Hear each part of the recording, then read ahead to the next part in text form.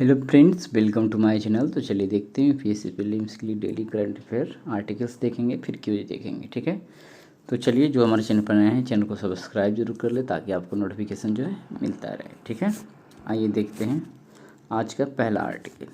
कर नासा का Mars sample return programme. हाल ही में नासा के परसिवरेंस रोवर उपनाम पर्सी ने 10 रॉक सैंपल ट्यूब के साथ पहला sample depot on another world बनाया, जिसे मार्स सैंपल रिटर्न अभियान के हिस्से के रूप में पृथ्वी पर लौटाया जाना था।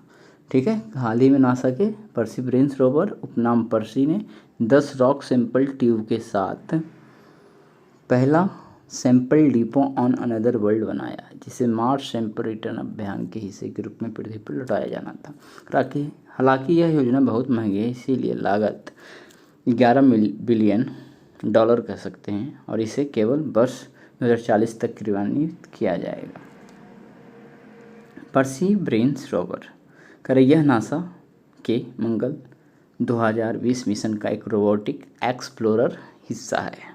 करे इसे जुलाई 2020 में लॉन्च किया गया और यह फरवरी 2021 में मार्स के J0 क्रेटर पर उतरा। करे यह एक प्रकार के आकार का मार्स रोवर है, लेकिन सभी उपकरणों के साथ इसका वजन केवल 1025 किलोग्राम है। करे यह सैल और मृदा के सैंपल एकत्र करता है तथा उन्हें भविष्य में पृथ्वी पर भेजने के लिए ट्यूब में बंद कर देता है। करे एक multi mission radio isotope thermo electric generator जो विद्युत उत्पन्न करने के लिए प्लूटोनियम से उत्पन्न ऊष्मा का उपयोग करता है, रोवर के लिए शक्ति स्रोत के रूप में कार्य करता है। आइए देखते हैं कंदुकुरी बी रेसलिंगम। कर 16 अप्रैल को प्रमुख सुधारक कंदुकुरी बी रेसलिंगम की जयंती मनाई गई। कंदुकुरी बी रेसलिंगम 16 अप्रैल 1848 27 मई 1919 कर वह ब्रिटिश भारत के मद्रास प्रेसिडेंसी में एक समाज सुधारक और लेखक थे। वे ब्राह्मण समाज के आदर्श से प्रभावित थे। उन्हें तेलुगु पुनर्जागरण आंदोलन का जनक माना जाता है। कर वो प्रारंभिक समाज सुधारकों में से एक थे जिन्होंने महिलाओं की शिक्षा और विधवाओं को पुनर्विवाह के लिए प्रोत्साहित किया, जिसका तत्कालीन समाज में समर्थन नहीं किया जाता था। कर उन्होंने बाल विवाह और दहेज प्रथा के खिलाफ भी लड़ाई लड़ी। उन्होंने 1874 में दोलाईस्वरम में एक स्कूल शुरू किया। उन्होंने 1887 में ब्रह्म मंदिर का निर्माण कराया और 1908 में आंध्र प्रदेश में हितकारिणी स्कूल का नाम निर्माण कराया। कर उनका उपन्यास राजशेखर चरितरमु तेलुगु साहित्य का पहला उपन्यास माना जाता है। तो राजशेखर चरितरमु तेलुगु साहित्य का पहला उपन्यास। कंदुकुरी ब्रीसलिंगम।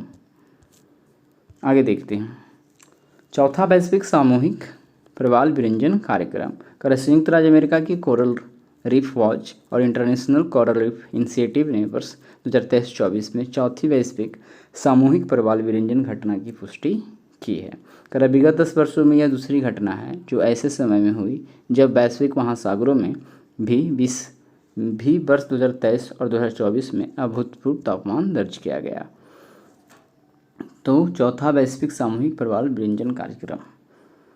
कराया भूमध्य रेखीय प्रशांत महासागर में अल नीनो घटना से भूमि और महासागरों के तापमान में वृद्धि देखी गई है। कराया अल नीनो घटना के दौरान मध्य और पूर्वी प्रशांत महासागर से उष्ण सागरीय धाराएं पश्चिमी प्रशांत महासागर की ओर बढ़ती है, जिससे कई क्षेत्रों में सागरीय सतह का तापमान बढ़ जाता है।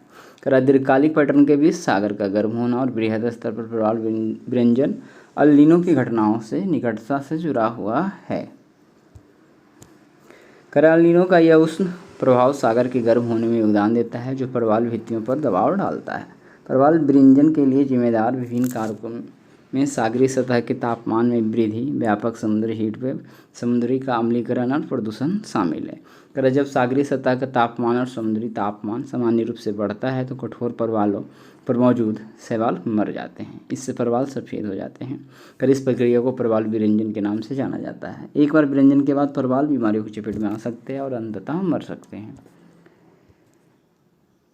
इंडोनेशिया में पर्यावरण आंदोलन। कार्य इंडोनेशियाई धार्मिक नेता प्रतिकूल मौसम तथा समुद्र के स्तर में वृद्धि से उत्पन्न खतरों के जवाब में पर्यावरण आंदोलन को सक्रिय रूप से प्रभावित कर रहे हैं। कार्य इंडोनेशिया कोयला एवं पाम तेल के सबसे बड़े निर्यातक देशों के रूप में वैश्विक जलवायु संकट पर महत्वपूर्ण प्रभाव प्रदर्शित करता है। कार्य द्वीप समूह राष्ट्र बढ़ते समुद्र के स्तर एवं चरम मौसम की घटनाओं के प्रति संवेदनशील है, जबकि ग्रामीण समुदाय जलवायु परिवर्तन से प्रेरित सूखे से प्रभावित हैं। कल वर्ष 2007 में बाली में संयुक्त राष्ट्र जलवायु शिखर सम्मेलन के दौरान विभिन्न धर्मों के इंडोनेशियाई धार्मिक नेताओं ने एक अंतर धार्मिक वक्तव्य प्रस्तुत किया, जिसमें जमीनी स्तर की कार्रवाई को प्रेरित करने में धार्मिक शिक्षाओं के साथ ही स्थानीय ज्ञान की भूमिका पर जोर दिया गया।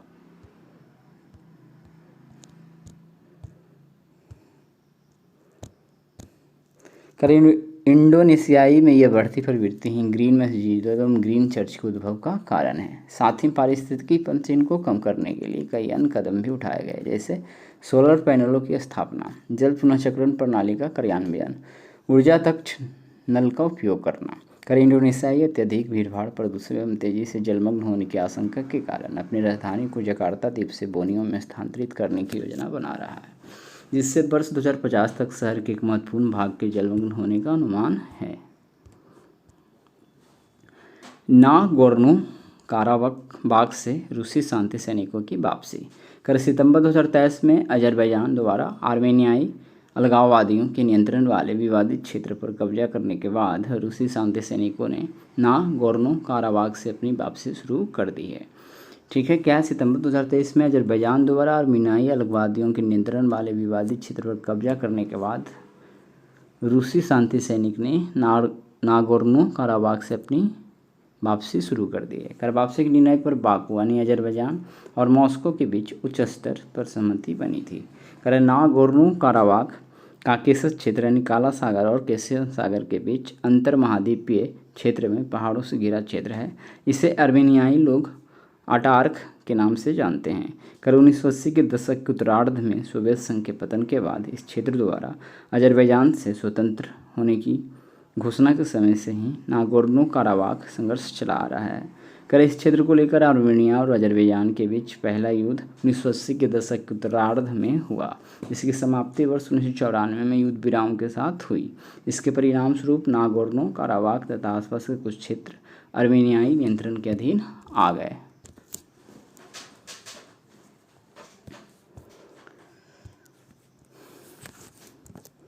2020 में अजरबैजान ने आसपास के 7 जिलों और नागोर्नो काराबाख के 1/3 हिस्से पर फिर से नियंत्रण हासिल करते हुए दूसरा काराबाख युद्ध जीता। रूस ने शांति समझौता किया और क्षेत्र में शांति सैनिकों को तैनात कर दिया। इस संघर्ष ने रूस और आर्मेनिया के बीच संबंधों को तनावपूर्ण बना दिया, क्योंकि मॉस्को बाकू के साथ मधुर संबंध बनाए रखता है। आर्मेनिया ने घोषणा की कि उसने मॉस्को के नेतृत्व वाले रक्षा गठबंधन सामूहिक सुरक्षा संधि संगठन में अपनी भागीदारी को प्रभावी ढंग से निलंबित कर दिया है। अब देखेंगे पार्किंसंस प्लस सिंड्रोम। फ्रांस के एक मरीज को पीपीएस के लिए भारत का पहला high cervical spinal cord stimulation प्राप्त हुआ है। पीपीएस के बारे में यदि देखेंगे यानी पार्किंसंस प्लस सिंड्रोम के बारे में देखेंगे तो इसे एटिपिकल पार्किंसनिज्म भी कहा जाता है। यह न्यूरो डिजेनरेटिव मूवमेंट विकारों के एक समूह को व्यक्त करता है। ये विकार इडियोपैथिक पार्किंसंस रोग से मिलते जुलते हैं।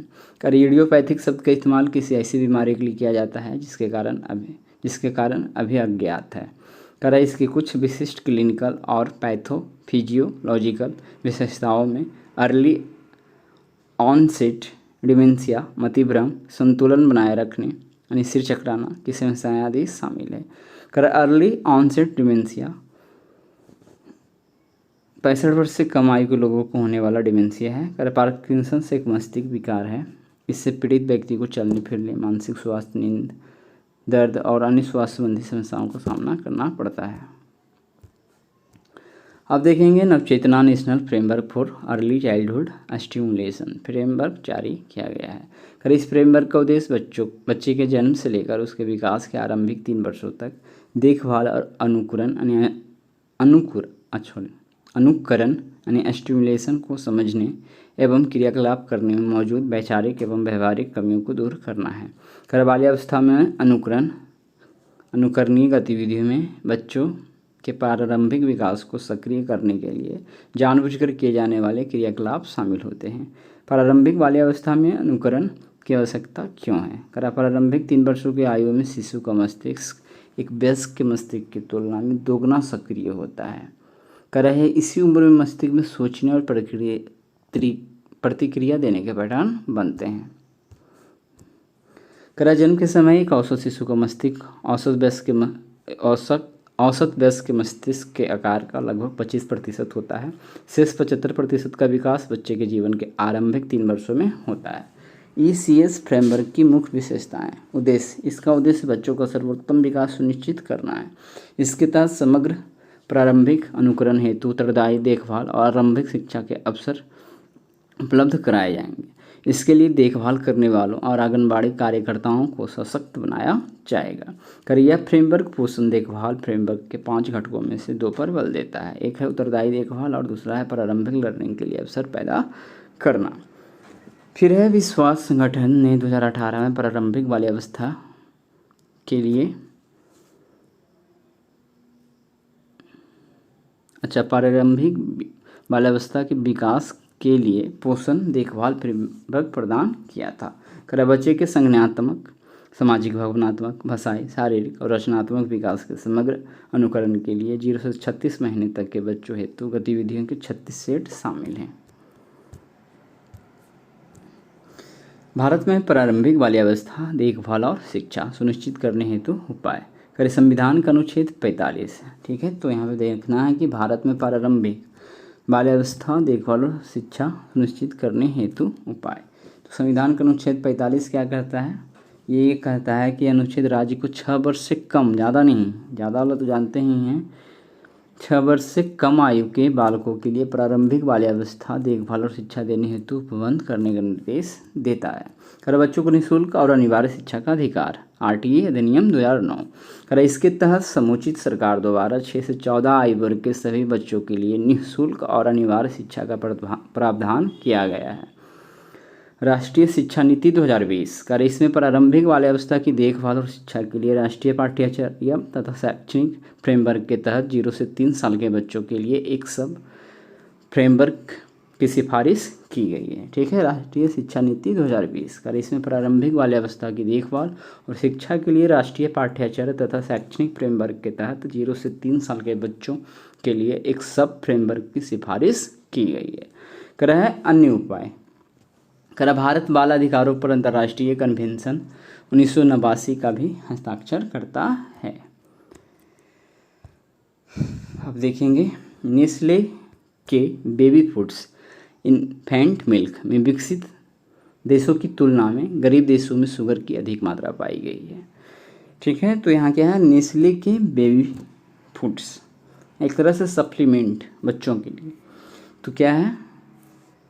गरीब देशों में शुगर की अधिक मात्रा उसमें पाई गई है। तो देखते हैं स्विच जांच संस्था, पब्लिक आई और international baby food action network ने इस तथ्य का खुलासा किया है। विश्व स्वास्थ्य संगठन के अनुसार बचपन में ही शुगर की अधिक मात्रा सेवन से इसकी आदत हो जाती है। इससे मोटापा और अन्य क्रोनिक बीमारियों का खतरा बढ़ जाता है। शुगर की मात्रा से संबंधित यह दोहरा मानदंड नैतिकता से जुड़ी चिंताओं को बढ़ाता है। साथ ही यह नैतिकता और जिम्मेदारीपूर्ण व्यवसाय करने की आवश्यकता को भी रेखांकित करता है।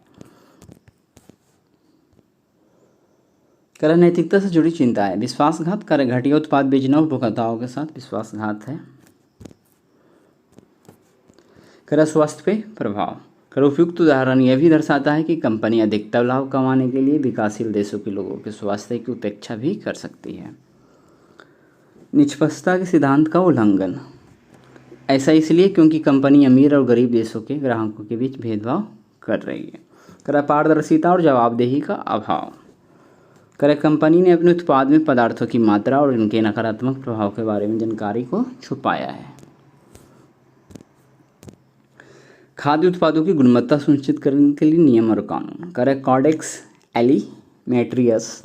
यह खाद्य सुरक्षा, यह संरक्षा, फूड सेफ्टी और गुणवत्ता के लिए अंतर्राष्ट्रीय स्तर पर मान्यता प्राप्त मानकों, दिशा निर्देशों तथा अभ्यास संहिताओं का संग्रह है। इसे कॉडेक्स एलिमेंट्रियस आयोग ने विकसित किया है। करे यह आयोग खाद्य और कृषि संगठन तथा विश्व स्वास्थ्य संगठन की संयुक्त संस्था है। करे भारत का खाद्य संरक्षा और मानक अधिनियम 2006, भारत का खाद्य संरक्षा और मानक अधिनियम 2006। कर इसमें खाद्य संरक्षा की परिभाषा दी गई है। फिर है इसी कानून के तहत भारतीय खाद्य संरक्षा और मानक प्राधिकरण की स्थापना की गई है। कर यह प्राधिकरण भारत में खाद्य संरक्षा और गुणवत्ता के लिए शीर्ष विनियामक संस्था है। चलिए अब आगे देखते हैं इनफेक्शियस रेस्पिरेटरी पार्टिकल्स। कर है WHO ने एक वैश्विक तकनीक परामर्श रिपोर्ट जारी की है। इस रिपोर्ट में हवा के जरिए संचारित होने वाले रोगाणुओं के लिए अपडेटेड शब्दावली दी गई है। कर है इन्फेक्शियस रेस्पिरेटरी पार्टिकल्स के बारे में। कर IRPS संक्रमण कण होते हैं। ये कण किसी श्वसन संबंधी रोगाणुओं से संक्रमित व्यक्ति द्वारा सृजित व निर्मुक्त होते हैं। यह रोगाणु सांस लेते समय, बात करते समय या अन्य क्रियाकलाप करते वक्त मुख या नाक द्वारा शरीर में प्रवेश करते हैं। कर है इसमें उन रोगाणुओं को शामिल किया गया है जो श्वसन संबंधी संक्रमण फैलाते हैं। उदाहरण के लिए कोविड-19, इन्फ्लुएंजा, खसरा, middle east respiratory syndrome, severe acute respiratory syndrome जिसको सार्स बोलते हैं, TB आदि। करा है IRPS का कोई निर्धारित आकार नहीं होता है। इनमें छोटे व बड़े कणों को लेकर कोई विभाजन नहीं किया जा सकता। करा पहले इस्तेमाल की जाने वाली शब्दावली में संक्रमण वाले कणों का आकार भी बताया जाता था, जैसे एरोसोल आमतौर पर छोटे कण और बूंदे ड्रॉपलेट्स आमतौर पर बड़े कण। बासोकी इंडिकस क्या है? तो संदर्भ है कि भारत में जीवाश्म वैज्ञानिकों गुजरात के कच्छ में पनांद्रो लिग्नाइट खदान में विशाल सर्प के अवशेष का पता लगाया है। कर जीवाश्म वैज्ञानिकों ने इसे बासोकी इंडिकस नाम दिया है। बासुकी इंडिकस के बारे में। कर इस नई प्रजाति का नाम भगवान शिव से जुड़े पौराणिक सर्प बासुकी के नाम पर बासुकी इंडिकस रखा गया है। कर इस प्राचीन प्रजाति का अब तक खोजे गए सबसे लंबे सांप जितना बड़ा होने का अनुमान है। हिंदू पौराणिक कथाओं में बासुकी सांपों के राजा माने जाते हैं और नाग पंचमी पर उनकी पूजा की जाती है। कर इसे विलुप्त हो चुके मेडसोइडिस सांप परिवार से संबंधित माना जाता है। आकार। बासुकी इंडिकस की लंबाई जो है 10.9 से 15.2 मीटर तक अनुमानित है। यह अब तक के ज्ञात सबसे लंबे सांप विलुप्त टाइटनोबोआ के बराबर है। कर है गिनीज वर्ल्ड रिकॉर्ड्स के अनुसार वर्ष 1912 में इंडोनेशिया के सिलेबस से लिए गए एक नमूने की रिकॉर्ड लंबाई 10 मीटर है। कला अवधि। बासुकी इंडिकस सांप की काल अवधि, ठीक है, कला नहीं पढ़ेंगे, काल अवधि लगभग 4.7 करोड़ पूर्व की मानी जा सकती है। यानी कि ये 4.7 करोड़ पूर्व पाया जाता था। ठीक है, यहाँ पे हमने फिगर नहीं लिया उसका, यानी कि उस तरह से अनुमानित बनाया गया है। तो ये कुछ रहा। अच्छा, अभी और होगा। आइए देखते हैं इन्फ्लुएंजा के बारे में थोड़ा देखते हैं। Influenza H5N1। संदर्भ। हाल ही में विश्व स्वास्थ्य संगठन ने इन्फ्लुएंजा A H5N1 विषाणु से मानव संक्रमण के एक नए मामले की पुष्टि की है। करें यह अमेरिका में इन्फ्लुएंजा विषाणु का दूसरा पुष्ट मानव मामला है और किसी संक्रमित स्तनपायी के संपर्क से होने वाला यह पहला मानव संक्रमण है। यह अमेरिका के संदर्भ में देखें। करा WHO का क्या कहना है? करा संयुक्त राष्ट्र स्वास्थ्य एजेंसी के मुख्य वैज्ञानिक जेरेमी फरार के अनुसार H5N1 वर्ल्ड फ्लू का A स्ट्रेन का एक वैश्विक जूनोटिक पशु महामारी बन गया, यानी पशुओं से मनुष्य में फैलने वाला। करा WHO के अनुसार वर्ष 2023 से मार्च 2024 तक H5N1 वर्ल्ड फ्लू के 889 मानव संक्रमण के मामलों 23 देशों में से 463 व्यक्तियों की मौत हो गई है, अर्थात इसकी वजह से होने वाला मृत्यु दर 52% है। हालांकि H5N1 के लिए टीके और उपचार के विकास की दिशा में प्रयास चल रहे हैं। एवियन इन्फ्लुएंजा ए विषाणु के बारे में। बर्ड फ्लू या एवियन इन्फ्लुएंजा एक बीमारी है जो दुनिया भर में जंगली पक्षियों में प्राकृतिक रूप से पाए जाने वाले एवियन इन्फ्लुएंजा ए वायरस के कारण होती है। करें इन्फ्लुएंजा ए वायरस जीएस या जेडी1 से संबंधित है। कभी कभी ये विषाणु पक्षियों स्तनधारियों को संक्रमित कर सकता है, जिसे स्पिल ओवर कहा जाता है। करें यह विषाणु आमतौर पर पक्षियों या जानवरों में फैलता है, किंतु यह मनुष्यों को संक्रमित कर सकता है। कर मनुष्यों में संक्रमण मुख्य रूप से संक्रमित जानवरों या दूषित वातावरण के सीधे संपर्क में आने से होता है। अब देखते हैं इसका कुछ लक्षण ये सब होगा।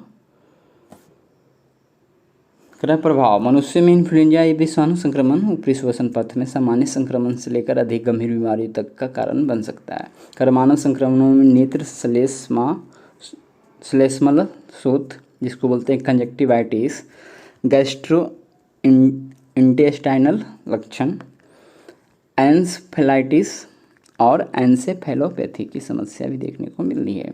करें इन्फ्लुएंजा ए विषाणु के प्रकार। करें इन्फ्लुएंजा ए वायरस को मूल मेजबान पशु या पक्षी के आधार पर एवियन इन्फ्लुएंजा, स्वाइन इन्फ्लुएंजा या अन्य प्रकार के पशु इन्फ्लुएंजा वायरस के रूप में वर्गीकृत किया जा सकता है। करें इन्फ्लुएंजा ए विषाणु की सतह पर दो प्रोटीन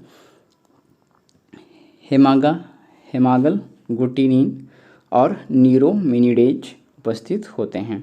करें इन दोनों प्रोटीनों के कई संयोजन संभव है, जैसे H5N1, H7N2, H9N6, H7N10। क्या कर रहे हैं, इन दोनों प्रोटीनों के संयोजन से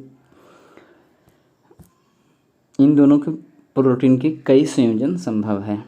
मतलब इसका कुछ कह सकते हैं वेरिएंट। H5N1 तो है ही, फिर है H7N2, H9N6, H17N10 आदि। चलिए आइए देखते हैं। तो सबसे पहले यही है इन्फ्लुएंजा ए H5N1 के संदर्भ में निम्नलिखित कथनों पर विचार कीजिए। कर संयुक्त राष्ट्र स्वास्थ्य एजेंसी के मुख्य वैज्ञानिक जेरेमी प्रार के अनुसार H5N1 बर्ड फ्लू का ए स्ट्रेन एक वैश्विक जूनोटिक पशु महामारी बन गया है। तो ये तो सही है, कितने सत्य है बताना है। कर मनुष्यों में संक्रमण मुख्य रूप से संक्रमित जानवरों या दूषित वातावरण के सीधे संपर्क में आने से होता है। क्या है, मनुष्यों में संक्रमण मुख्य रूप से संक्रमित जानवरों या दूषित वातावरण में सीधे संपर्क में आने से होता है, ये भी देखा।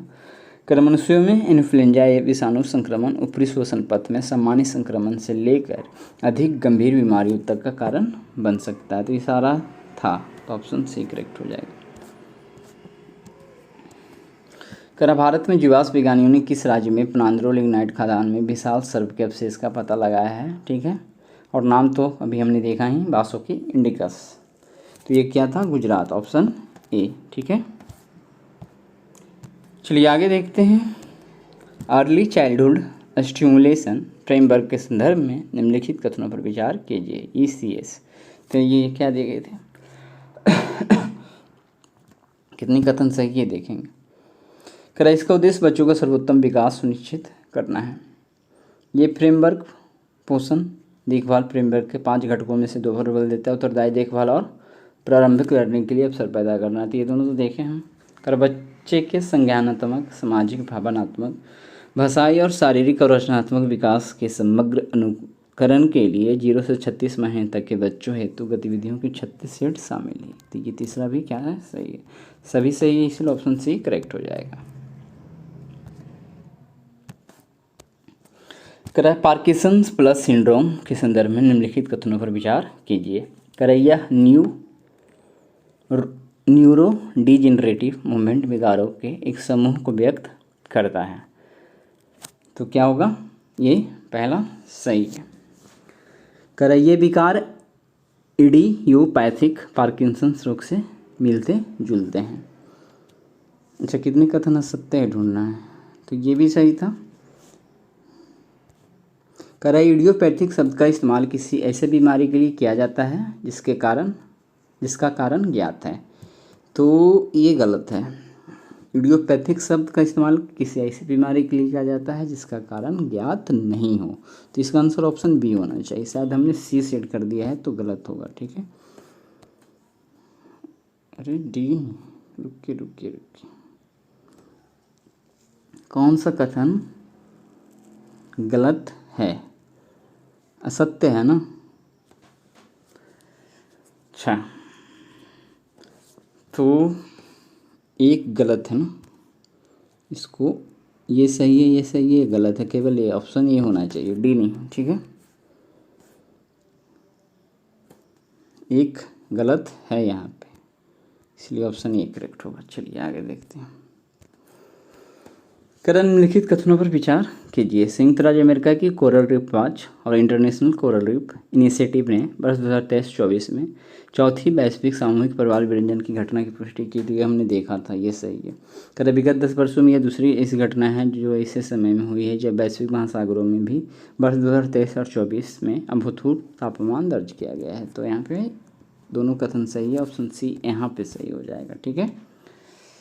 तो इस प्रकार से हमने 5 क्वेश्चन देख लिए। ये क्वेश्चन 2 आपके लिए है। निम्नलिखित में से कौन राष्ट्रीय भूमि मुद्रीकरण निगम के लिए नोडल मंत्रालय है? तो ये आपका आंसर होगा ऑप्शन ए, वित्त मंत्रालय, ठीक है।